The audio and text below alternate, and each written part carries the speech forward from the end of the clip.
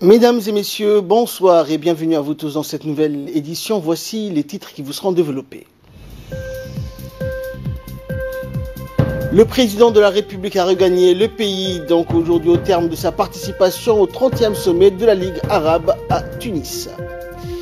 Et Riyad rejette justement la reconnaissance d'une souveraineté israélienne sur le Golan lors de ce 30e sommet de la Ligue arabe à Tunis, en Tunisie. Merci à vous de nous rejoindre. Le président de la République, Ismaël Omar Guelleh, a regagné aujourd'hui en milieu d'après-midi le pays au terme de sa participation au 30e sommet ordinaire des chefs d'État et de gouvernement des pays membres de la Ligue arabe qui s'est tenu hier dimanche à Tunis. La participation du président djiboutien à ce sommet a essentiellement été marquée par l'intervention qu'il a faite à la tribune de cet événement. Dans son discours, le chef de l'État avait formé le vœu d'un prompt règlement des problématiques à l'ordre du jour dans le monde arabe, notamment la Syrie, la Libye, le Yémen, le Soudan et la Somalie. Il avait aussi souligné que la cause palestinienne devait rester une préoccupation majeure de l'organisation panarabe. À noter également qu'il avait donc dédié un autre volet de son allocution à la nécessité pour la communauté arabe à demeurer intransigeante sur l'appartenance et la souveraineté syrienne du plateau du Golan. Outre sa participation aux travaux du 30e sommet des chefs d'État et de gouvernement de la Ligue arabe, le président Guelleh s'était également entretenu en aparté avec le secrétaire général des Nations Unies, Antonio Guterres. La paix dans la région, la situation actuelle au Yémen et en Somalie, ainsi que l'appui constant fourni par la République de Djibouti en faveur de la stabilisation de cette partie du monde ont longuement été évoqués au cours de cette rencontre entre le président de la République et le secrétaire général des Nations Unies, Antonio Guterres. Et après avoir donc accompagné le président de la République au sommet arabe qui s'est tenu en Tunisie, le ministre des Affaires étrangères et de la coopération internationale, porte-parole du gouvernement, Mahmoud Ali Youssouf, a évoqué les sujets importants qui ont été discutés et qui étaient à l'ordre du jour de ce sommet, ainsi que la déclaration finale de ce dernier. Écoutons-le pour plus de précisions. Le 30e sommet de la Ligue arabe s'est tenu à Tunis en présence de nombreux chefs d'État arabes. Ce sommet intervenait dans un contexte très difficile. Plusieurs crises étaient à l'ordre du jour de ce sommet, notamment la crise syrienne, yéménite, également libyenne. Les pays arabes continuent tout de même à se rencontrer, les chefs d'État arabes, et à essayer de trouver des solutions à tous ces problèmes qui sévissent dans le monde arabe. Bien entendu, cela a été l'occasion aussi d'écouter, d'entendre les différents envoyés spéciaux qui, au nom de la Ligue arabe, au nom des Nations unies, s'occupent de ces crises. Je crois que la convergence de vues s'est faite sur le fait que, sur la crise syrienne, par exemple, la solution politique était nécessaire maintenant. Et que sur la question yéménite également, il était important de rappeler l'initiative des pays du Golfe pour la résolution de cette crise. Et enfin, les pays arabes ont unanimement condamné la reconnaissance de la souveraineté israélienne sur le Golan et que le Golan était une terre arabe syrienne. Le président de la République, en marge de ce sommet, a eu l'occasion d'avoir des entretiens avec un certain nombre de ses homologues, notamment le vice-président soudanais, le secrétaire général des Nations unies et quelques chefs d'État, afin justement de s'entretenir avec eux des meilleurs moyens ou des voies et moyens d'essayer de résoudre toutes ces crises et surtout de faire avancer les dossiers bilatéraux. Nous avons eu l'occasion également d'entendre des représentants de l'Union européenne. Madame Mogherini était là, a fait un discours remarqué. Le sommet également a eu l'occasion d'entendre M. Moussa Faki, qui est le président de la Commission de l'Union africaine, dans le cadre du partenariat arabo-africain. Nous avons également pu discuter des questions économiques, puisque le sommet arabe ne se focalise pas uniquement sur les questions politiques. Et ces questions économiques ont été traitées par un conseil économique et des affaires sociales qui s'était tenu un jour avant le sommet. Globalement, je crois que les résultats de ce sommet sont positifs. Et l'occasion pour les chefs d'État arabes de se rencontrer une fois par an est également une bonne chose, puisque beaucoup de divergences et beaucoup de crises peuvent être résolues à travers ce dialogue. Et à l'issue de ce sommet, de ce 30e sommet, un communiqué important a été adopté afin de, surtout sur la question du Golan, les pays arabes ont décidé d'aller vers le Conseil de sécurité des Nations Unies pour porter plainte contre la décision de l'administration américaine. Et ensuite, si au Conseil de sécurité, cette plainte était reçue avec un veto, je crois que l'Assemblée générale sera la prochaine étape et la Cour internationale de justice. Globalement, le président de la République a aussi, dans son message qu'il a adressé à ce sommet, insisté sur ces fondamentaux et surtout a appelé les pays arabes à être encore plus solidaires afin de faire front commun et de se solidariser face à cette situation et surtout ces tentatives de déstabilisation que l'on constate un peu dans certains pays arabes. Et il est clair que ces tentatives ne sont pas seulement internes, mais viennent souvent de l'extérieur de ces pays-là. Et ce communiqué qui nous parvient du ministère de l'Intérieur qui informe que dans le cadre de la célébration de la fête religieuse d'Al-Isra wal-Mi'raj, la journée du mercredi 3 avril prochain sera journée fériée, chômée et payée. Le ministère de l'Intérieur profite de cette occasion pour souhaiter une très bonne fête religieuse à tous les fidèles djiboutiens.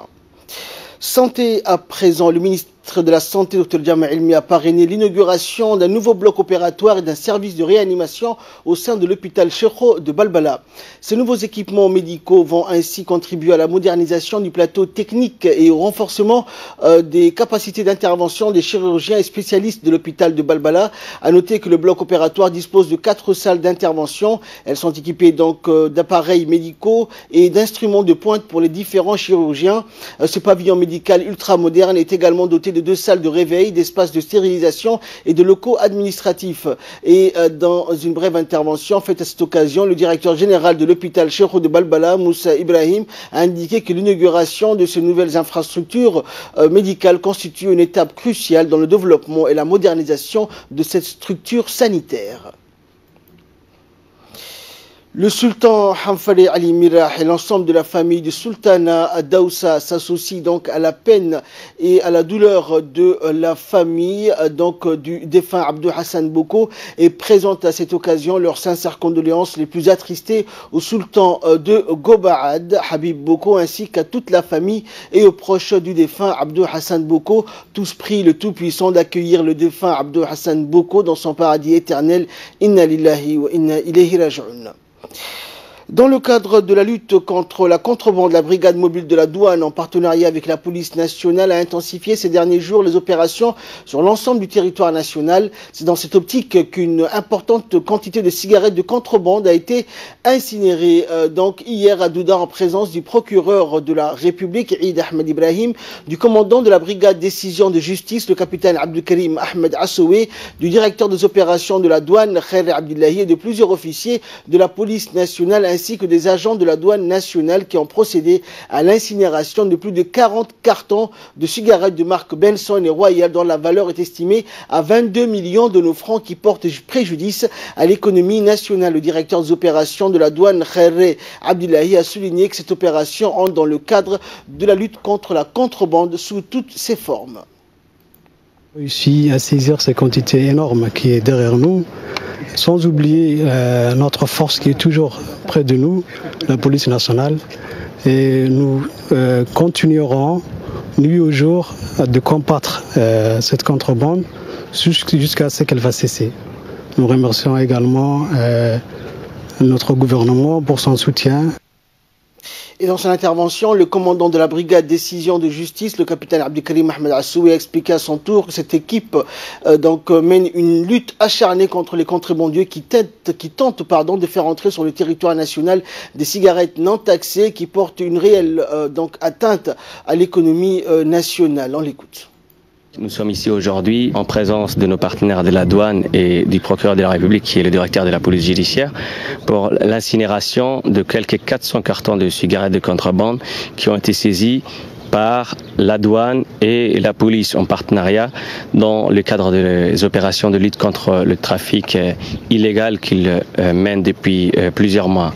Vous pouvez voir en fait la quantité de cigarettes de contrebande qui a été saisie est énorme. C'est à peu près 400 cartons de cigarettes d'une valeur de plusieurs dizaines de millions de nos francs. Pour arriver à ce résultat et saisir toutes ces cigarettes de contrebande, les éléments de la direction générale de la douane et les éléments de la police nationale ne ménagent aucun effort. Ils sont jour et nuit étalés sur tout le long du territoire de la République, en embuscade, sur le terrain et dans tous les sites qui ont été identifiés comme étant les chemins privilégiés pour les trafiquants. Nous avons saisi aujourd'hui cette quantité et nous allons continuer ces opérations pour mettre un coup d'arrêt à ces fléaux. Et de son côté, le procureur de la République, Eid Ahmed Ibrahim, a tenu à féliciter la direction de la douane et la police nationale pour ce coup de filet qui a abouti à mettre la main sur cette importante quantité de cigarettes de contrebande. On l'écoute. Nous nous sommes déjà rencontrés sur ce lieu même, il y a quelques mois, peut-être 2 mois ou 3 mois de cela. Je vous avais dit à cette époque déjà qu'il y avait une synergie entre les services de l'État pour lutter plus efficacement contre ce fléau qui porte atteinte à l'économie et également et surtout à la santé publique. Aujourd'hui, nous sommes encore réunis grâce à l'efficacité, dans un premier temps, de la douane, de la Direction Générale des Douanes, qui d'ailleurs est représentée ici, qui chaque jour et au quotidien lutte contre ce fléau. Et bien sûr, je tenais aussi à rendre un vibrant hommage à la police nationale qui ne ménage pas ses efforts, qui au quotidien également, jour et nuit, lutte pour que ce fléau cesse une bonne fois pour toutes. Je vous l'avais dit, il y aura constamment des actions des services de sécurité et des douanes pour pouvoir mettre un terme définitif à cette contrebande illégale.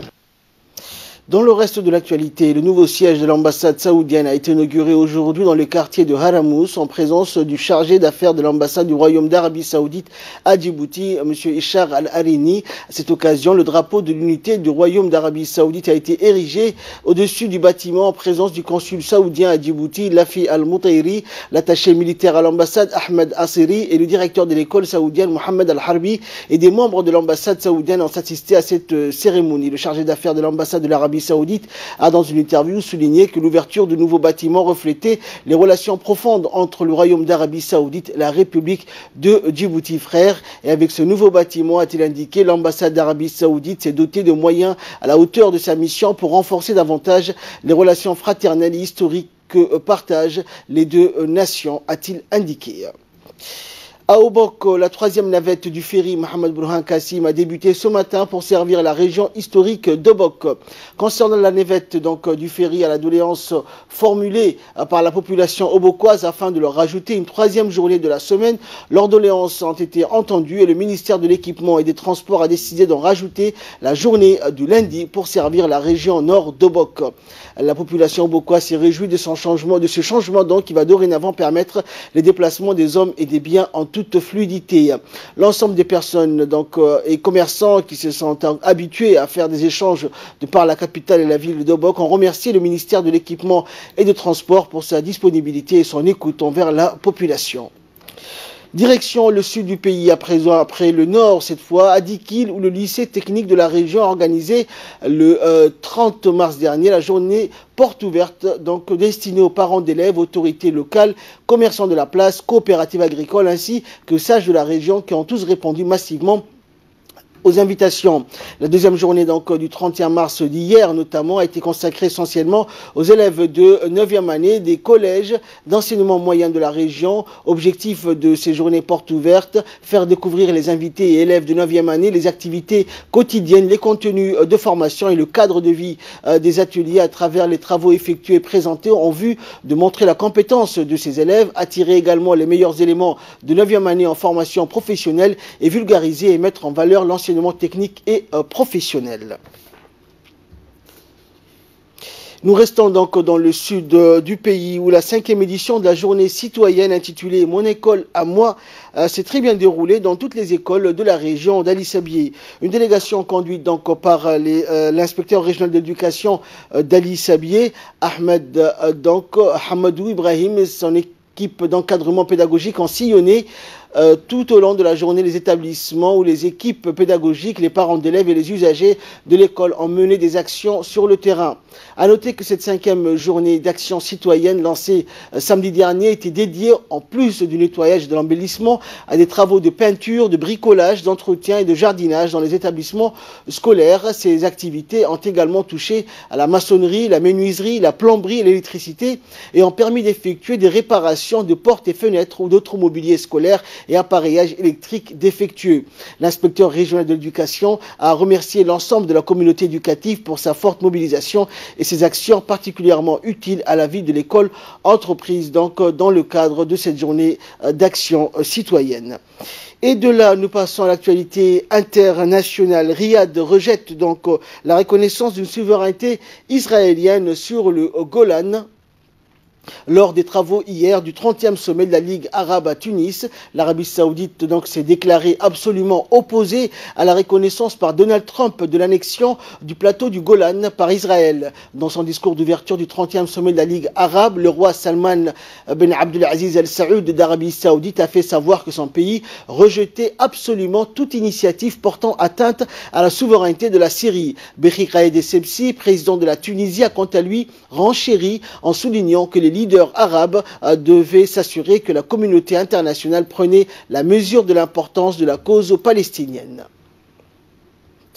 Tuerie dans le centre du Mali, 5 suspects arrêtés et transférés à Bamako. 5 hommes reconnus par des rescapés donc comme de possibles participants à la tuerie qui a fait quelques 160 morts dans un village Peul du centre du Mali ont été arrêtés et transférés à Bamako, a temps appris donc de sources militaires maliennes. Lors du Conseil des ministres, le président Ibeka, Ibrahim Boubacar Keïta, a décrété un deuil national de 3 jours à partir de vendredi en hommage aux victimes de l'attaque terroriste perpétrée le 23 mars dernier contre les populations du village de Gossagou, selon un communiqué publié, donc officiel publié jeudi soir. L'attaque a été imputée à des chasseurs d'Ogon et le gouvernement a prononcé le 24 mars la dissolution de l'association de chasseurs d'Anan Ambasagou qui a démenti toute implication dans la tuerie. Et enfin, en République démocratique du Congo, premier robot avec intelligence artificielle chargé de clientèle. Un robot qui aiguise la curiosité des visiteurs dans un centre commercial à Kinshasa, baptisé Fred. Ce promobot fait le tour des lieux publics de la capitale de la République démocratique du Congo afin de proposer les services d'une compagnie de téléphone mobile aux utilisateurs. Au-delà du service commercial, les Kinois sont fascinés par l'intelligence artificielle du dispositif. Et pour la compagnie de téléphone mobile propriétaire du robot, l'objectif est de réduire le nombre d'agents censés répondre aux questions des abonnés. Du point de vue technologique, le dispositif n'a pas été fabriqué en RDC. Son assemblage et son système d'exploitation ont été réalisés en Russie. Dans un message publicitaire, la compagnie présente Fred comme le premier robot à être nommé responsable de la clientèle, une annonce qui a suscité des réactions enflammées sur les réseaux sociaux qui dénoncent une mauvaise idée dans un pays où le taux de chômage officiel était de 43% en 2014. C'est tout pour cette édition. Merci à vous de nous avoir suivis et merci pour votre très aimable fidélité.